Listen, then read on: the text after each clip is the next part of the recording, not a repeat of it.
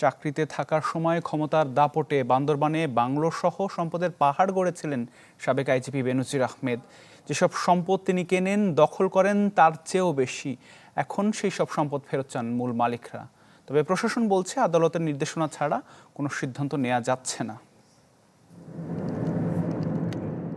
সবুজ পাহাড়ের বুক জুড়ে বিস্তীর্ণ বাগান, মাছের ঘের, গরুর খামার আর চোখ ধাঁধানো বাগান বাড়ি। বান্দরবান সদর উপজেলার সুয়ালক ইউনিয়নের মাঝের পাড়া এলাকায় এসব সম্পদের মালিক পুলিশের সাবেক আইজি বেনজির আহমেদ। যা কেনা হয়েছে 2016 সালে। দুদকের মামলার পর 25 একরের এই সম্পত্তি 2024 সালের 4 জুলাই নিয়ন্ত্রণে নেয় জেলা প্রশাসন।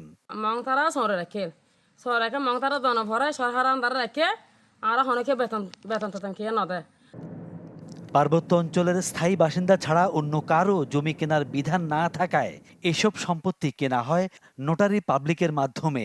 ফলে নিবন্ধন না হওয়ায় প্রশাসনের কাছেও কোনো রেকর্ড নেই।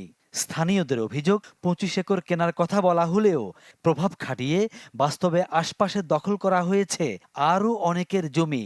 বিগত আওয়ামী লীগ সরকার আমলে বেনজির আহমেদ পুলিশ প্রধান তার ক্ষমতা, তার পাওয়ার খাটিয়ে বেনজির আহমেদ ময়মনসিংহ মারমা কেয়ারটেকার, উনি পাহাড়িদের জায়গা টাকা দেব বলে প্রথমে টাকা দেব বলে জায়গাগুলো জোর করে নিয়ে গেছে। আজকে 2 বছর পর্যন্ত সরকার এটা নিয়ে ফেলছে। বাইরের মানুষ কোনো ঢুকতে নিষেধ যায় না। জায়গা তারা ফেরত চাই। বেনজির মানে দখল করে যে পুলিশ এগুলা মানে আর জায়গা আর ফেরত চাই। Furniture just smarter, JMG furniture. তবে এখন আদালতের নির্দেশনার বাইরে এই সম্পত্তি নিয়ে কোনো সিদ্ধান্ত নেয়ার সুযোগ নেই বলে জানায় জেলা প্রশাসন।